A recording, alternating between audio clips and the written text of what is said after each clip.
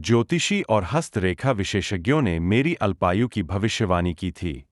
एक दिन मेरे पति को दफ्तर जाते समय एक व्यक्ति ने दिव्य ज्योति जागृति संस्थान के संस्थापक व संचालक गुरुदेव श्री आशुतोष महाराज जी व उनके द्वारा दिए जाने वाले ब्रह्मज्ञान के संबंध में संदेश दिया। मेरे पति ने घर आकर बताया कि महाराज जी दिव्य दृष्टि जागृत कर अंतर्घट में ही ईश्वर का दर्शन कराते हैं। गुरुओं और बाबाओं के प्रति मेरी कोई खास श्रद्धा नहीं थी, इसलिए मैंने उनकी बातों पर कोई ध्यान नहीं दिया। एक दिन जब मैं ऑफिस के पुस्तकालय में बैठी हुई थी, तो मन में ढेर सारे नकारात्मक विचार आने लगे। मन कहने लगा, तेरी आयु छोटी है, कभी भी मृत्यु गले लगा लेगी। यदि तब तक तुझे ईश्वर की प्राप्ति नहीं हुई, जीवन का लक्ष्य पूर्ण नहीं हो पाया तो। तभी मुझे एक उत्साहपूर्ण आवाज सुनाई दी, उठ चल, कुछ कर, जिंदगी यूं ही खत्म कर देगी क्या? तेरी जिंदगी ज्यादा नहीं है। इन शब्दों को सुनकर मेरे पूरे शरीर में ऊर्जा की एक लहर दौड़ गई। मैंने उसी समय अपने पति को फोन करके महाराज जी से मिलने का आग्रह किया। आश्रम का पता पूछकर हम विकासपुरी पहुंचे, तो पता चला कि महाराज जी 6 माह दिल्ली रुककर उसी दिन पंजाब चले गए थे। खैर, महाराज जी के आसन पर विराजमान उनके स्वरूप को ही माथा टेका। उस समय मन एक दिव्य शक्ति का अनुभव कर रहा था। मन में भाव उठा, तू जिस प्रभु को पाने की कामना करती थी, वे सर्वशक्तिमान तुझे यही मिलेंगे। उस दिन महाराज जी के एक स्वामी शिष्य ने हमें सत्संग सुनाया।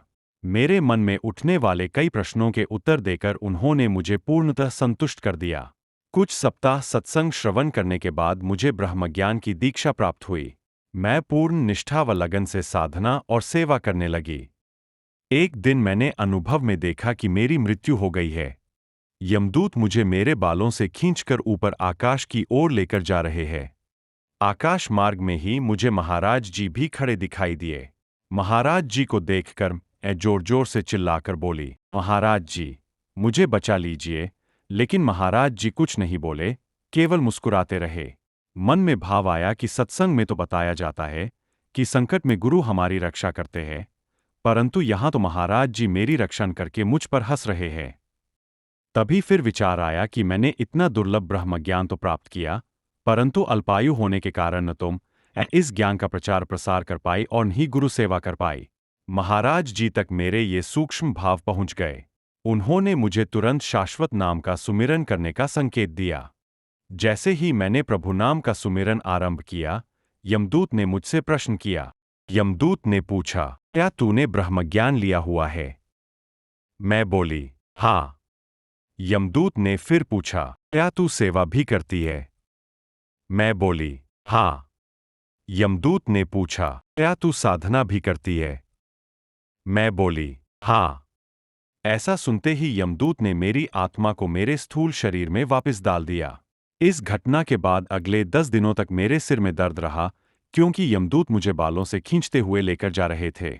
लेकिन मुझे दर्द से राहत देने के लिए महाराज जी ने अपने दोनों हाथ मेरे सिर पर रखे हुए हैं। उन दिनों ऐसा मुझे निरंतर आभास होता रहता था। इस घटना के विषय में मैंने अपने पति और बच्चों के अलावा किसी को नहीं बताया। कुछ दिनों के बाद सत्संग में एक साध्वी बहन ने समझाया, जब यमदूत आकर तुझे केश से पकड़ेंगे, तब तू कुछ उपाय नहीं कर पाएगा। केवल पूर्ण गुरु द्वारा तेरी श्वासों में प्रकट किया गया आदिनाम का सुमिरन ही तेरा एकमात्र सहाय होगा। इस घटना के कई सप्ताह बाद हमारे क्षेत्र से कुछ गुरु भाई बहन महाराज जी के दर्शन करने गए। तब उनके सामने स्वयं महाराज जी ने कहा, नाम सुमिरन की शक्ति से कंचन ने काल को भी जीत लिया। इस घटना के लगभग 6 माह बाद मुझे फिर ऐसा ही अनुभव हुआ, मानो कोई प्रेतात्मा मेरे प्राण खींच रही है। लेकिन जैसे ही मैं आदिनाम का सुमिरन आरंभ करती, वैसे ही वह मुझे छोड़ देती और वहां से भाग जाती। यह क्रम लगातार 17 से 18 वर्षों तक चला। सन 2014, महाराज जी के समाधि में जाने से कुछ दिनों पहले ऐसी ही एक प्रेतात्मा मेरे सामने आई। जैसे ही मैंने सुमिरन आरंभ किया, प्रेतात्मा की आकृति से कुछ जड़ने लगा। फिर वह पूरी की पूरी राख हो गई। जैसे ही इस स्वप्न का अंत हुआ, मैंने महाराज जी को फोन करके प्रेतात्मा के राख होने की बात बताई। महाराज जी ने उत्तर में कहा, हमने उस प्रेतात्मा को सदा के लिए मुक्ति दे दी है।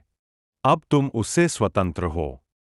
इस घटना के पश्चात मुझे हर प्रकार के डरावने स्वप्न आने बंद हो गए। इस प्रकार गुरु महाराज जी ने अपनी परम कृपा मुझ पर की। यम और प्रेत दोनों से मेरी रक्षा की। मुझे काल के गाल से वे खींच लाए और नवजीवन प्रदान किया।